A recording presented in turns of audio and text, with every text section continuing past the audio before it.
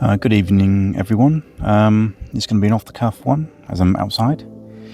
Just going to take a few notes. I'm reading off my script for now, and I'll divulge a little bit as I'm going through.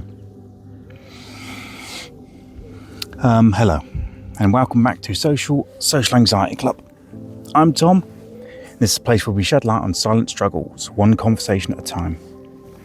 If you listened to episode 1, thank you. And if you're just joining, you're in good company.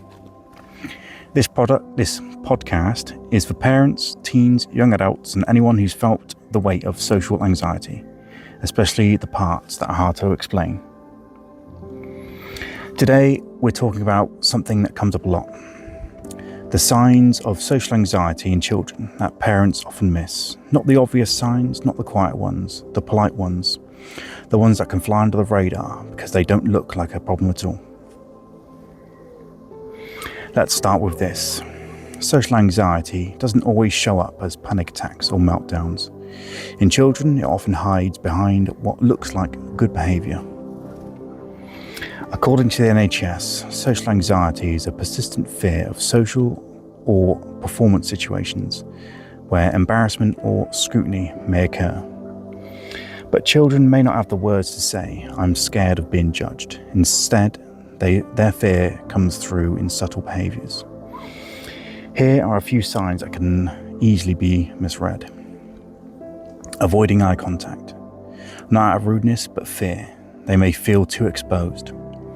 Rehearsing or overthinking conversations. Worrying about saying the wrong thing, sometimes before and after the interaction. Refusing to ask for help. At school or in shops, they'd rather struggle than risk looking silly.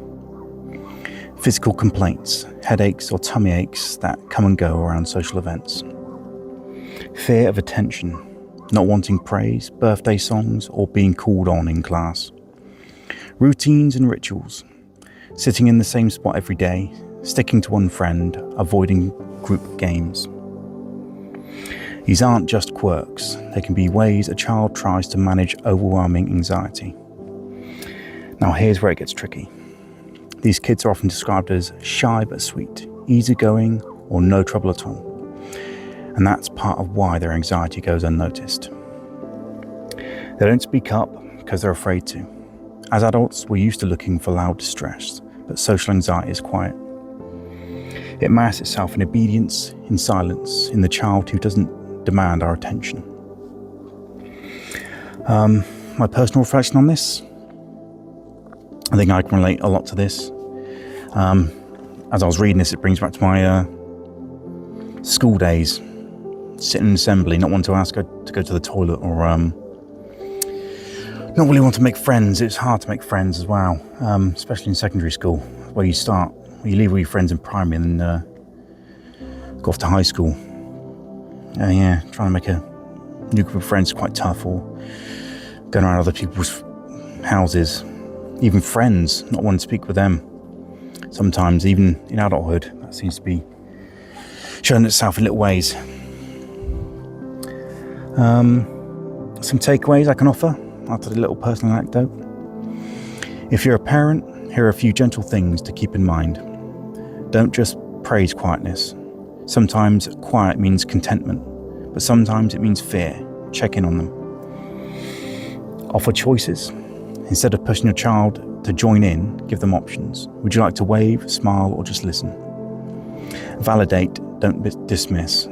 Say things like, "That sounds like it was really hard," instead of, "You'll be fine, don't worry." Model being human. Talk openly about your own social slip-ups or anxious moments. Let them know it's okay to feel awkward. Remember, noticing is the first step. When we notice, we can respond with compassion instead of correction. You all righty? Just got interrupted by a lovely couple of dogs there.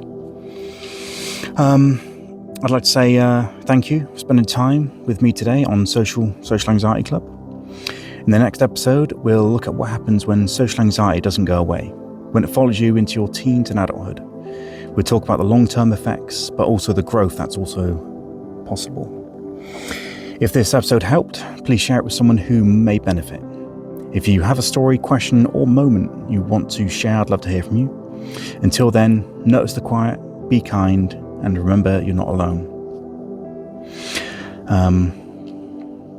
Just please leave any comment on the bottom. I will read them. I will reply. I just want to get a conversation going, really. If anyone out there that feels anxious or would like to talk about it, my experiences, or how I've come through it, or dealing with it, or still dealing with it, how I think other people are dealing with it, please leave a comment or let me know down below. I'm going to try and keep the episodes short and sweet, in a sense. Let me know. Enjoy your evening. Enjoy your day.